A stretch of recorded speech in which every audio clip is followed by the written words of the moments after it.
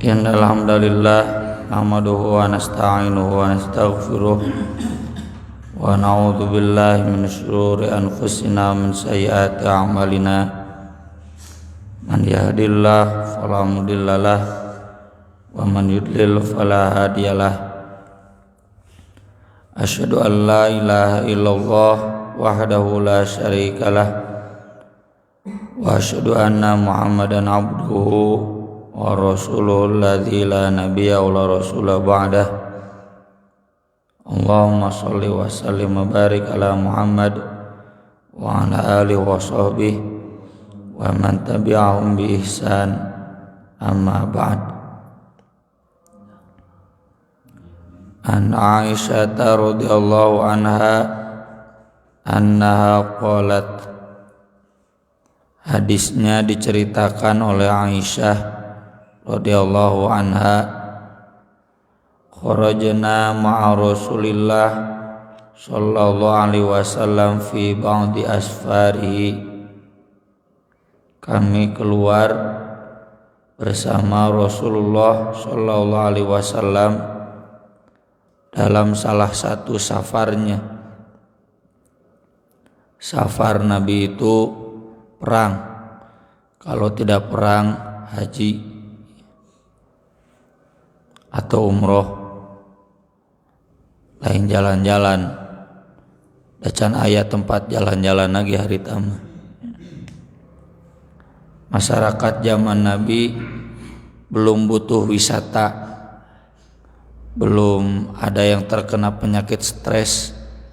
Beda dengan masyarakat hari ini, wisata sudah jadi kebutuhan wajib, kalau tidak stres. Ya, wajibnya bukan wajib karena ada dalil, wajibnya karena wajib kedaruratan, karena sudah stres jadi wajib wisata. Tapi kalau di Pajagalan dulu Ustadz senior ada yang memfatwakan wisata itu haram. Kenapa? Bid'ah. Nabi sepanjang safar tidak pernah wisata. Semuanya kalau tidak perang, thalabul ilmi, haji atau umroh, tidak ada wisata. Hatta idza kunna bil baida aw bidzatil jaish, sehingga ketika kami sampai di Baida atau Dzatul Jaish. Baida itu nama tempat gurun pasir di dekat Madinah. Yang di sana ada Dzulhulaifah, mikot orang-orang Madinah yang akan haji ke Makkah. In qata'a iqdun li, kalungku terlepas, kata Aisyah. Faqama Rasulullah sallallahu alaihi wasallam alal timasi. Rasulullah sallallahu alaihi wasallam pun lalu menghentikan perjalanannya untuk mencarikan kalung Aisyah. Di riwayat lain disebutkan ini pulang dari perang Bani Mustalik, perang yang terjadi sesudah perang Uhud, sebelum perang Khandaq, sekitar tahun 5 Hijriah. Bani Mustalik itu suku di Madinah yang kafir, dan ketika mendengar kaum muslimin terpuruk akibat perang Uhud, mereka bermaksud menyerang Madinah atas hasutan orang-orang kafir Quraisy. Tapi kemudian sebelum mereka menyerang Madinah, mereka diserang duluan, dan nanti Nabi membawa seorang istri, ya sesudah perang itu,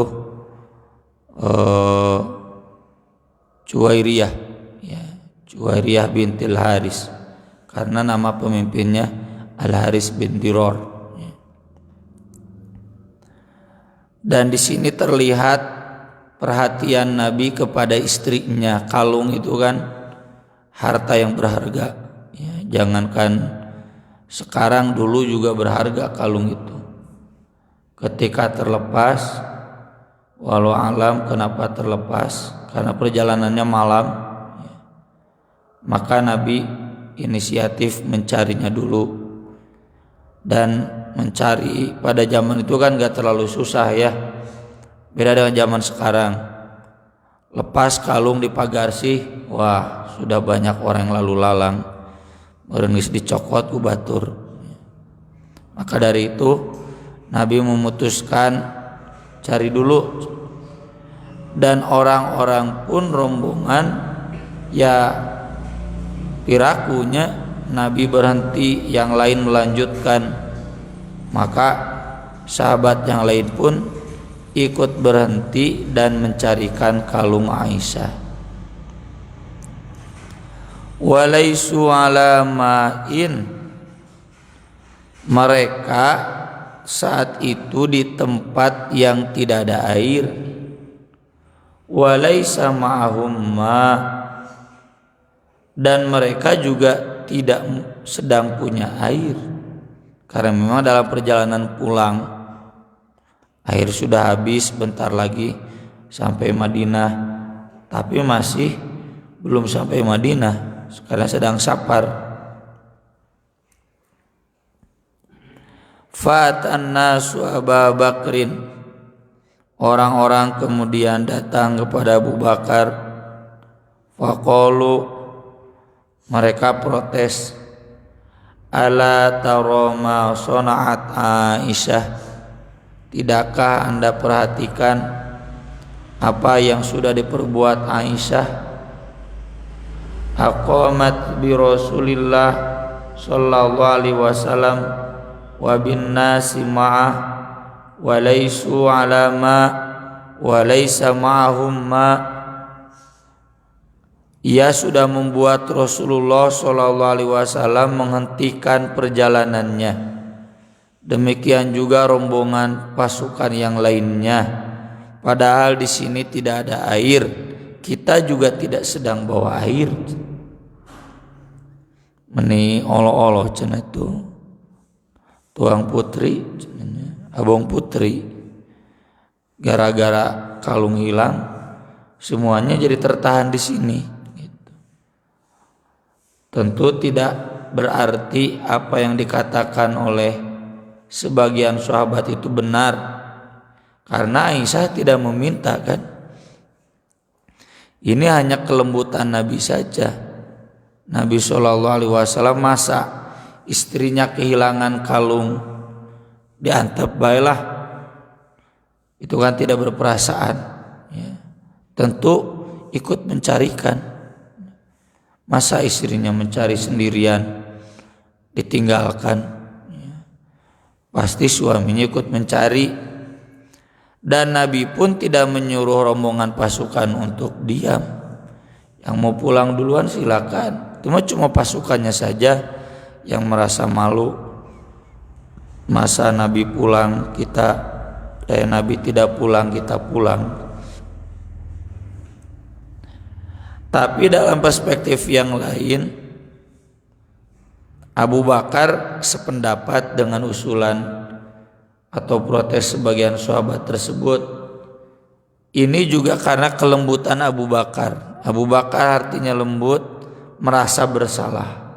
Oh iya ya, coba cenah kalau Aisyah nggak ngomong ke Nabi hilang kalung, ya udah pasti pulang. Sudah sampai jam segini malam-malam ke Madinah. Ini gara-gara Aisyah bilang hilang kalung, lalu semuanya mencari dan nggak ketemu. Ayo babari maka panggil, langsung pulang lagi. Ini mah nggak ketemu. Maka kemudian semuanya tertahan gara-gara Aisyah. Faja Abu Bakrin, lalu Abu Bakar pun datang menemui Aisyah. Wa Rasulullah sallallahu alaihi wasallam wadi'un ra'sahu ala fakhidhi qad nama. Saat itu Rasulullah Shallallahu Alaihi Wasallam sedang berbaring dan kepalanya ada di pahaku, kerilahun ku Aisyah, dan beliau tertidur karena dini hari. Faqala, kata Abu Bakar, habisti Rasulullah Shallallahu Alaihi Wasallam wan nas, gara-gara kamu sudah menahan Rasulullah Shallallahu Alaihi Wasallam dan rombongan. Walaisu alama walaisa ma'humma, padahal di sini nggak ada air, nggak ada sumber mata air, juga kita nggak punya air. Qalat, kata Aisyah, fa'atabani, pokoknya Abu Bakar menyalahkanku. Wa qala masyaallah an yaqul, dan dia mengatakan apa yang ingin dia katakan. Nggak disebutkan rinciannya, pokoknya menyarekan cenah ka abdi. Dan ini sah-sah saja seorang ayah memarahi anaknya meskipun anaknya itu sudah berumah tangga. Seperti Umar bin Khattab memarahi putrinya Hafsah yang saat itu sudah menjadi istri Rasulullah, gara-gara Hafsah dan Aisyah menyinggung Nabi sehingga Nabi menjauhi ila, sumpah 1 bulan tidak akan pulang, gara-gara Hafsah dan Aisyah menyinggung Nabi. Saat itu kata Umar, asa rabbuhu in talaqakunna ayyubdilahu azwajan khairan minkun muslimatin mu'minatin qanitatin taibatin abidatin saihatin thayyibati wa abkara. Panjang ban nyarekan gitu. Kalau kamu dicerai rasain gitu, mun bahasa orang.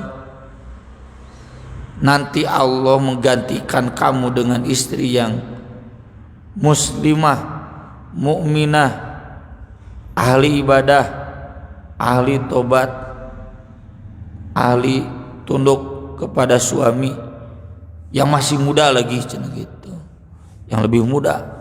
Saking marah ke Hafsah karena sudah menyinggung Nabi SAW, dan bahkan sampai diabadikan dalam surat At-Tahrim ayat 5. Kalau memang salah atau tidak punya hak, tentu tidak akan diabadikan dalam Al-Quran. Jadi ini dalil boleh bapak memarahi anaknya meski anaknya sudah menikah. Wa ja'ala yat'inuni biyadihi fi khasirati, bahkan Abu Bakar menekan pinggangku saking ku kesel merenya. Yat'inuni itu menyakiti, bisa menekan, bisa nyiwit gitu. Keuna ke anak sorangan. Karena usia Aisyah itu ketika ditinggal wafat oleh Nabi usianya 20-an, 21, 22. Kalau ini tahun 5 Hijriah berarti usianya 17 tahunan, ya. Jangan menganggap Aisyah dinikahi Nabi di bawah umur. Enggak. Standar umur zaman itu sudah dewasa, ya. Seperti gadis kampung jeung gadis di kota. Gadis di kota masih dewasa, ada sekolah jeung kuliahna lila teuing. Di kampung mah lulusan SDG sudah dewasa, sudah dinikahkan oleh orang tuanya. Jadi mungkin mencubit, nggak apa-apa kan, anak Abu Bakar, gara-gara kamu. Fala yamnauni minat taruk, saat itu aku nggak bergerak sedikit pun. Kenapa? Illa makana Rasulillah Sallallahu Alaihi Wasallam ala fakhidi, karena Rasulullah sedang aku lahun, takut membangunkan Rasul. Nah ini adab Aisyah takut membangunkan suaminya. Ini salah satu contoh akhlak seorang istri, tidak mengganggu tidur suaminya ya. Termasuk ketika ada tamu, sebetulnya nggak boleh kalau tahu suami tidurnya, tidur mah ada butuh ya, tidur sedang capek, kecuali kalau tidurnya geus kabablasan, isuk-isuk nepi jam 11 hudang-hudang aya tamu udangkeun lila teuing. Jadi kalau tahu suaminya tertidur pulas sedang capek, ini juga kan perjalanan malam capek, maka jangan dibangunkan. Dan tamu kan berhak disuruh pulang, tidak dosa kalau kita menyuruh tamu pulang. Makanya ada di Al-Qur'annya, wa in qila lakum irji'u farji'u huwa azka lakum. Kalau tamu ditolak, diminta untuk pulang lain kali lagi, kan belum ada janji, ini yang punya rumah sudah ada kegiatan, sudah ada agenda, atau sedang tidur, pulang. Itu lebih bersih buat hati kamu. Maksudnya naon? Tidak dosa. Karena kalau kamu memaksa bertamu ketika yang punya rumah tidak siap menerima tamu, dosa tamunya. Makanya huwa azka lakum, itu lebih bersih. Jadi kalau tidak begitu kotor gitu. Kalau di Al-Quran Nabi sampai dikatakan oleh Allah, wala musta'nisina lihadith, jangan merasa nikmat ngobrol. Ista'nisin itu merasa tenang ngobrol dengan Nabi. Kenapa? Inna dzalika kana yu'dhin nabi, karena itu menyakiti Nabi. Fayastahyi minkum wallahu la yastahyi minal haq. Tapi Nabi malu untuk mengatakan saya terganggu, atau untuk sekedar memperlihatkan roman muka, tidak senang menerima tamu ya. Wallahu la yastahi minal haq. Tapi Allah tidak malu dari kebenaran. Kalau memang tamu ini tidak pada waktunya diterima, kata Allah, ya udah jangan diterima.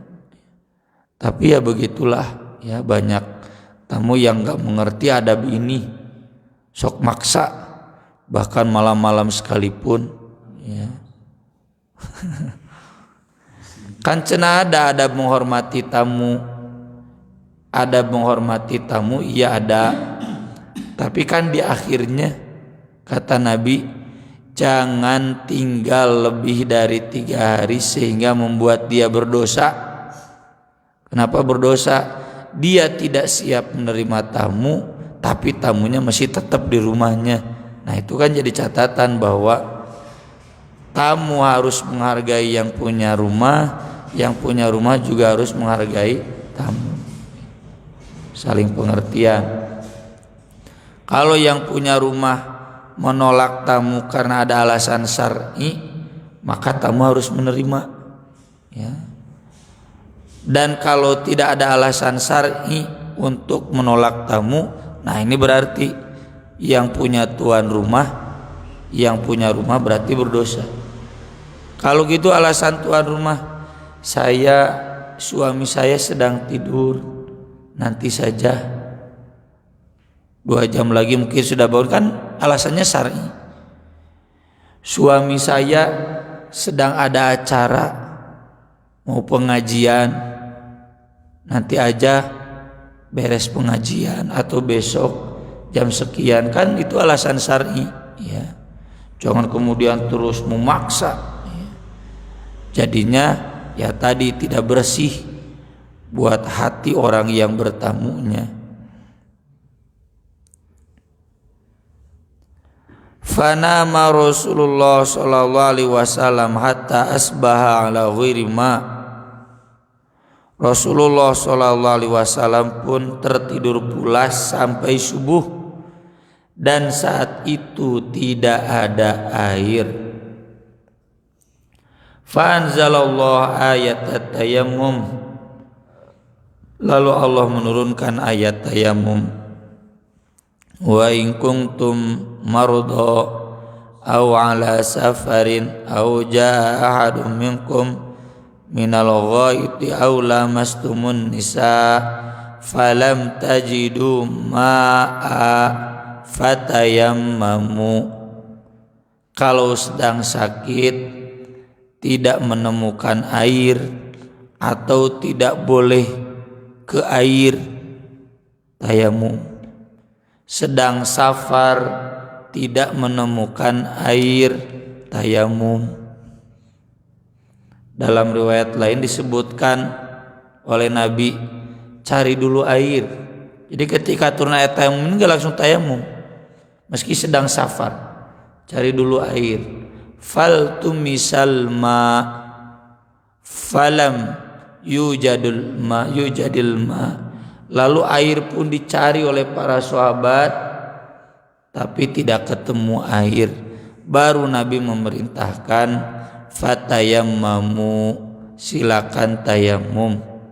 Tayamum itu arti asalnya sengaja so'i dan thayyiban, mencari permukaan tanah yang bersih. Tong nu kotor manajis. Permukaan tanah yang tidak ada najisnya, yang tidak ada kotoran sampahnya, ya. Itu tayamum, menyengajakan. Jadi maksudnya jangan risih ke tanah. Kalau bersih, tanah juga menyucikan.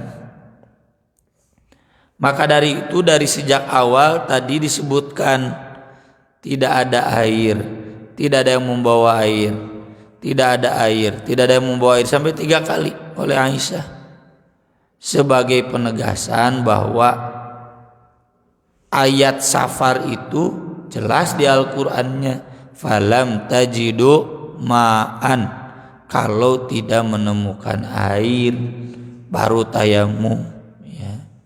Jadi bapak-bapak yang safar datang ke masjid rest area, nyaho lo bacai, ya.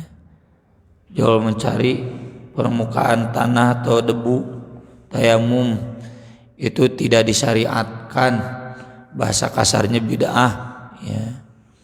Dan ini ijma' para ulama.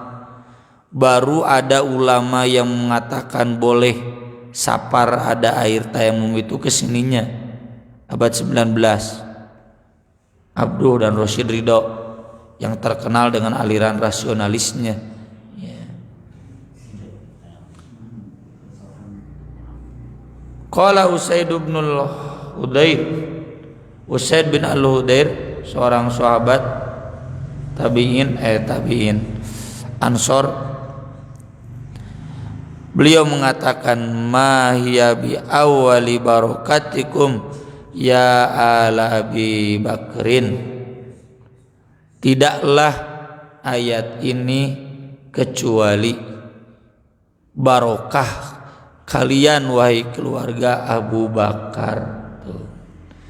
Seandainya, kalau boleh berandai-andai, ya, meskipun sebetulnya kan takdir itu ada, ya. Cuma hikmah dibalik kejadian ini jadi turun syariat tayamum, ya. Dan itulah barokah keluarga Abu Bakar, berkat keluarga Abu Bakar, Aisyah, Abu Bakar, maka turun syariat Allah, ayat-ayat Allah yang memberikan kemudahan. Ini merupakan sebuah pelajaran berharga dalam setiap peristiwa apapun. Sesuatu yang tidak kita inginkan, sesuatu yang menyebalkan menurut kita, atau bahkan sesuatu yang menyedihkan, maka kita lihatlah barokah di balik kejadian itu, ya. Kalau guru menghadapi santri yang nakal, santri yang telat, tong jengkel. Ada barokahnya. Apa barokahnya? Biasanya santri yang nakal, santri yang telat dihadapi oleh guru yang sabar itu berbekas. Ya, santri itu bisa berubah. Tapi kalau guruna tepayaan ngambek itu jadi emosi, santrinya jadi dendam bertahun-tahun ya. Bahkan sudah meninggal ustadznya pun ya berani ustadz itu geus paeh, alhamdulillah itu jadi status WhatsApp ya. Saya juga ruas, saya tanya ke Ustaz Rahmat Najib ya, karena beliau dulunya di pasarnya galak, di barokah. Seharusnya sabar ya. Kalau Ustadz Jejen justru cenah ku ana mengahaja budak teu pararaung hayang nyaho nepikeun ka mana, dan rata-rata beliau berhasil karena kesabaran beliau ya. Dan kita juga selalu berusaha demikian, termasuk berusaha meyakinkan orang tua. Orang tua jangan menyerah karena kami tidak akan menyerah ya. Masalah nanti dia keluar kemudian masih terbatas, datang takdir. Bahkan termasuk ketika keluar dia masih nakal, itu bagian dari takdir. Tapi umumnya yang sudah pengalaman di dunia pendidikan, da budak teh moal baong salilana ya. Di usia dia menikah, dia dewasa ya, dia pasti ingat ada guru yang dulu sabar, dan dia pun nanti sabar ke anak-anaknya. Biasanya kan mun bapana baong anakna ge baong. Jadi dia nanti ngarumas ya. Itu barokah juga kan. Termasuk bagi guru jadi pahala yang besar ya. Orang tua juga sama. Menghadapi anak pemalas, anak nakal, telat mikirna, nya sabar we. Karena itu jadi barokah di balik kekurangan itu selalu ada barokahnya.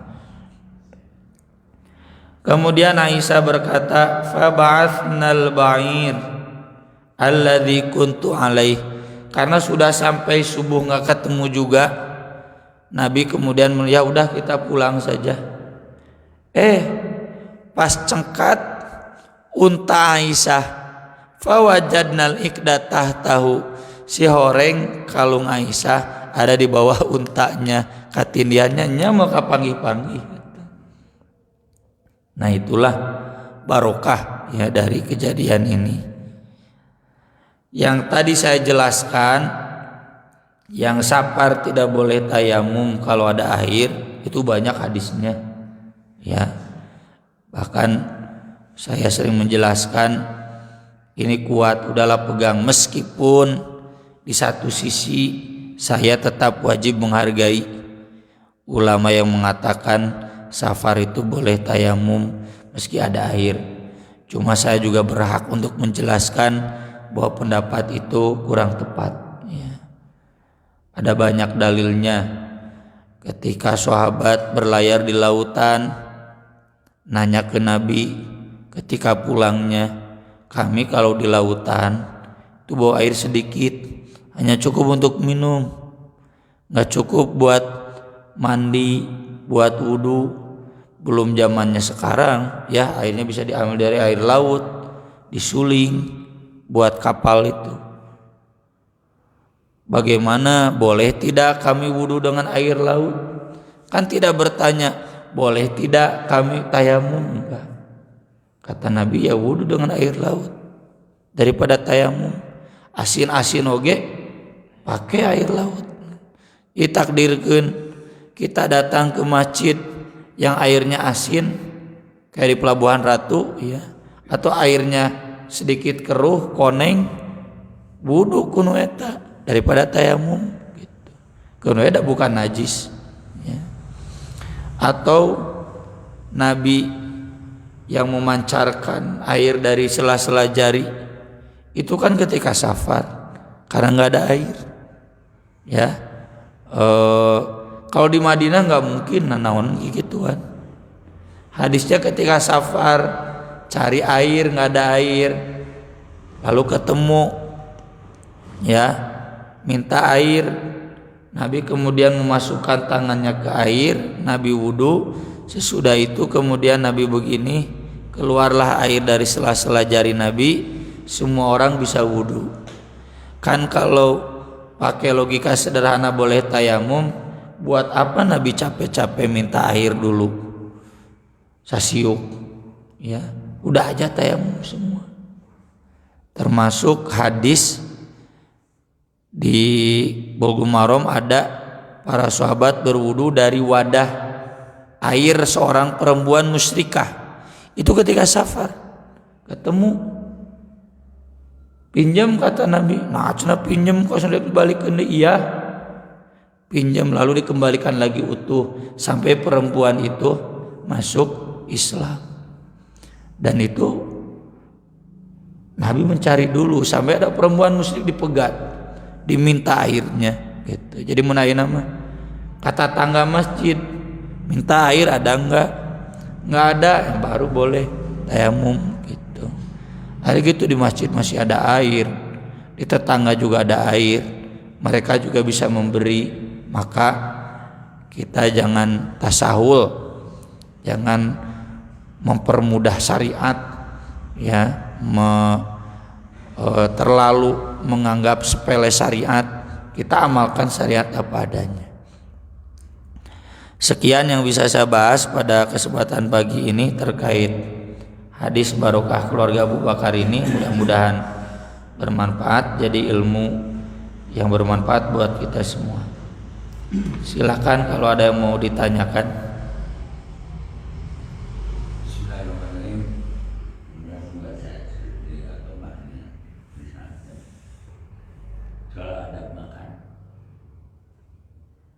Bagaimana caranya makan tidak ada sisa? Kalau ambil sendiri ya bisa makan dengan. Sekarang modelnya pakai box, pasti itu ada sisa.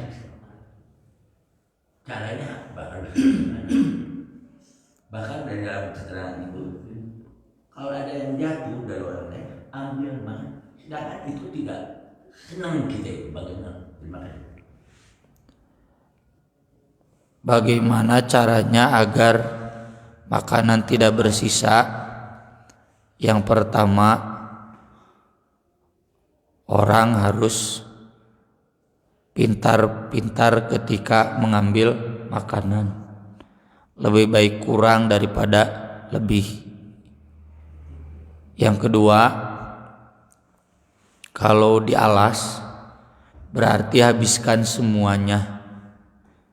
Dasarnya sudah kenyang, selama kita bisa menghabiskan, habiskan. Dalam urusan syariat mah sami'na wa ata'na, tau'an wa karhan. Mau kita senang wa karhan, mau tidak senang sami'na wa ata'na gitu. Yang ketiga, ini juga jadi ajarannya, sebaiknya dalam konsumsi itu senang ngambil sendiri gitu. Kalaupun tidak ngambil sendiri, dialas sedikit, nanti yang kurang boleh nambah gitu. Atau kalau kita bersisa, minta teman untuk menghabiskannya. Contoh kemarin saya kan acara 4 hari, pas di pinggir saya lihat sisa lada, sayur, brokolinya nggak dimakan, wortel. Kenapa itu nggak dimakan? Kurang seneng, kadiekeun cete gitu. Jangan merasa jijik ya, karena kita inginnya agar di dalam makan kita nggak ada setan. Kan setiap ayat makan, wala tattabi'u khutuwatis syaiton, karena kaitan makan dengan setan sangat dekat. Termasuk tadi udah jatuh, kan Nabi sendiri yang bilang jangan merasa risih, bersihkan. mun perlu dikumbah ya. Saya masih ingat dulu permen loli murah dicana ku pun biang teh kumbah sok cenah beakeun. Pan budak ayeuna mah murah geus piceun meuli deui gitu. Tapi dulu ibu saya atau bapak saya lupa lagi lah, diambil dikumah ku cai sok cenah beakeun. Jadi saking harusnya ya kita jangan menyisakan makanan.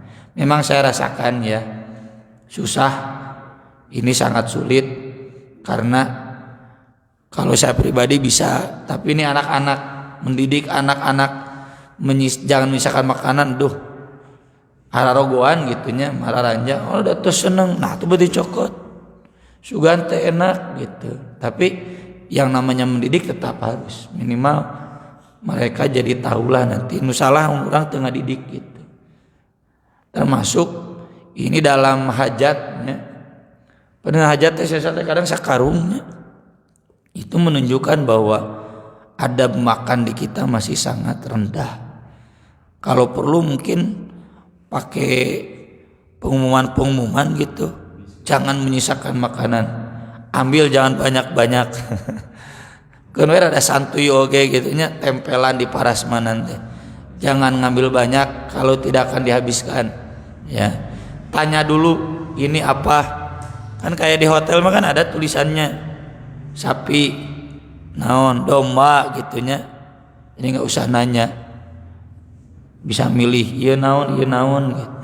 Kadang kan orang nggak tahu nih, lihat wah menarik pas diasaan teu ngeunah gitu. Jadi jelaskan atau tanya kalau nggak tahu gitu, bagaimanalah sedikit santuy juga boleh ya. Gitu bener Pak Haji. Ini masalah kalau ada bok ya suruh makan konsumsi ya itulah. Iya, jadi wajib dihabiskan. Jangan dimakan atau bagaimana? Harus dihabiskan. Bukan kalau tidak dimakan bagaimana? Iya dosa. Bukan maksudnya tidak makan aja gitu. Karena kalau dimakan dia akan habis. Oh iya, lebih baik begitu. Jadi kalau kita menerima nasi bok dilihat tidak akan habis, mohon sawios Pak Haji kaabdikeun ku abdi mah saya poe. Saya punya teman dulu ketika kuliah S3, dia anti makan ayam broiler. Jadi dia harus makan ayam kampung. Nah, maka kalau saya makan selalu dekat dia. Ya, Pak. Oh iya Pak Ustadz ini silakan. Jadi kan era oge gitu. Ya. Jadi kalau dia itu lauk pauknya cuma ayam saja dan sayur, dia milih nggak makan. Pak Ustadz barangkali siap cetek gitunya. Dah abdi mah turun anak RW 06. Ya. Hayulah cetek gitu. Ayo enak-enak mah biasa nasup wae. Ya maksudnya daripada tidak dimakan. Kalau bisa dibawa pulang ya saya bawa pulang pasti. Jadi kalau nggak mungkin dibawa pulang atau udah di Bekasi, di Bogor, ya udah makan saja. Dah makan di restoran mah sakieu atunya, sakieu mah saeutik. Keur urang mah gitu. Ada lagi? Cara membersihkan dulu itu tidak ada tisu, ada apa katanya ya. Kan lama. Memang kalau dulu itu di kampung memang gitu kan. Tapi dalam hal ini akhirnya tahu walaupun masuk ini harus dicuci. Apa harus dicuci atau jangan? Kan di hadisnya fala yamsah bil mindil hatta yalaqu.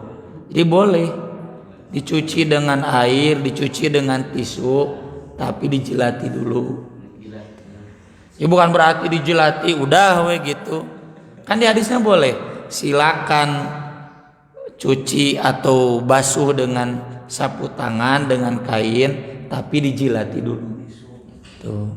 Yang ujung-ujungnya pasti itu wajib kiraku ya kan ciduh wungkul. Ya. Dielap tisu, ya cuci tangan. Mangga. Akan tadi Ustaz anu temenakan saya 2 orang ras tayamum melaksanakan sholat. Seketika berjalan menakan saya anu seorang wudu deui anu seorang eta teh sahih kitu hadisna. Sahih Bukhari Muslim. Dan ulama sepakat yang tepat itu yang tidak sholat lagi. Yang sholat lagi pun tidak salah, karena sholat 2 kali kan tidak salah gitu. Tapi yang tepat nggak usah sholat lagi. Kalau tayamum sholat sudah selesai ya sudah gitu. Jangan diulang, tidak perlu mengulang sholat kembali. Sahih. Ijri anu zakat mah kena nisab zakat tahunan minimal barang atau emas gitu 85 gram kena zakat tahunan. Enak kan musim antu mencapai tapi sanes perhiasan emas balok walaupun 1 gram disimpan tidak dipakai itu kena zakat. Tidak, kali 1 gram mah Kan disimpan yang ya kan syaratnya 2. Syarat zakat itu 1 haul lewat 1 tahun. 1 tahun ada 1 tahun hijriahnya, 1 tahun masehi. Yang kedua ada nisab. Nisabnya 85 gram emas. Yang ketiga jangan hailah. Hailah itu di hadis-hadis zakat kan banyak. Hailah itu tipu daya. Bapak beli emas sekarang Sa'ban tanggal hiji 90 gram. Pas bulan Rajab, nah aja dijual. Dan dijualnya bukan karena butuh, karena nggak mau zakat. Ya. Dijual setengahnya. Nanti pas bulan Saban beli lagi. Nah gitu. Itu hailah nggak boleh. Ya licik. Ya. Jadi meskipun teka panggih ku PJTU, tapi dia dosa. Gitu. Jadi meskipun ketika ditagih memang nggak ada 85 gram, tapi dia sudah punya niat begitu. Atau kalau di hadis begini kan, yang punya unta 5 kan sudah wajib zakat. Ketika mau diambil zakatnya, dia bilang ke tetangganya, ini saya kasih dulu ke kamu. Nanti bulan yang akan datang, ya saya kasihkan lagi ke saya, atau saya jual dulu ke kamu. Nanti bulan depan saya beli lagi gitu. Maksudnya apa?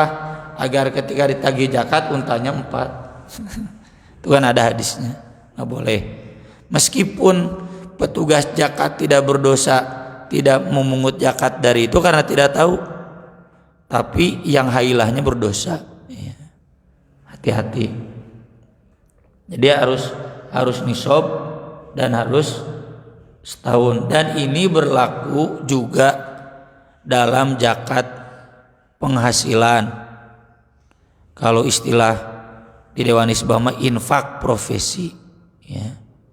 Jadi kalau saya dalam 1 tahun sudah 85 juta, itu sudah ada kewajiban zakat. Zakatnya mau digebrokkeun 1 tahun berat, mending dicicil unggal bulan gitu. 85 juta berarti rata-rata 1 bulannya 8 juta lah. Kalau penghasilan kita 1 bulan 8 juta, sisihkan minimal 2,5% buat fakir miskin. Mau kita bagikan langsung, mau ke PJTU boleh ya, silakan. Termasuk uang simpanan 85 juta setahun ya, maka itu wajib zakat ya. Kan banyak ya jamaah kita anu agul nemongkeun 250 juta ge aya. Tah cenah tabungan anak kade cita lewat 1 tahun cakatan gitu ya. Tong hailah hari pas dek 1 tahun transferkeun heula beulikeun naon gitu. Ke nabung deui, jangan hailah seperti itu, alami saja ya. Cukup mungkin ya, sudah jam 6. Terima kasih atas perhatiannya. Mudah-mudahan bermanfaat. Aqulu qouli hadza wa astaghfirullah li wa lakum.